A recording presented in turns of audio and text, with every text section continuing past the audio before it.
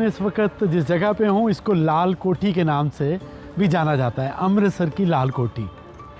और इस वक्त ये इसलिए चर्चा पे है क्योंकि आदित्य धर द्वारा डायरेक्टेड फिल्म, बॉलीवुड की ब्लॉकबस्टर फिल्म धुरंधर की शूटिंग का एक पार्ट यहाँ पे शूट हुआ था।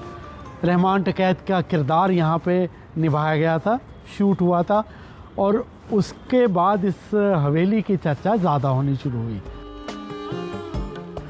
कहते हैं कि ये 150 से 200 साल पुरानी है।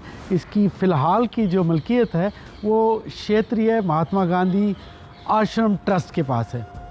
यहाँ पर खादी से रिलेटेड प्रोडक्ट तैयार होते हैं। फिल्म में जिस तरीके से जिस कमरे को दिखाया गया, इस लाल कोठी को दिखाया गया बहुत खूबसूरती से, लेकिन फ़िलहाल ये जो बिल्डिंग है बहुत डिलैपिडेटेड कंडीशन पे है, दरारें बहुत सारी जगह पे हैं।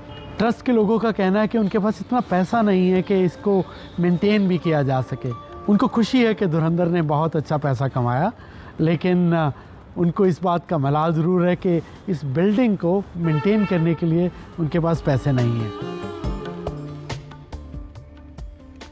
थोड़ा सा फंड वगैरह की बात है, नहीं तो जैसे इसका थोड़ा सा डेंटिंग पेंटिंग हो, थोड़ी सी इसकी रिपेयर हो जाए तो बहुत अच्छी सुंदर, लेकिन वही अभाव है थोड़ा सा। तो ये कमरे से दूसरे कमरे में ऐसा अटैच है कि आप अंदर अंदर बाहर से आपको फिर निकलने की आवश्यकता नहीं। अंदर अंदर से आप जो है सभी कमरों में भ्रमण कर सकते हैं, सभी कमरों में जा सकते हैं। इस तरीके से बनाया, और ऊपर देखिए रोशनदान, ऊपर इस तरीके से बनाया कि गर्मी में खोल दीजिए एकदम आराम से ठंडा रहेगा, और ठंडियों में गर्म रहता है। इसकी जो बनावट है, इसका जो चुनाई हुई है, इसमें सिरमिट वगैरह का कोई इसमें काम नहीं।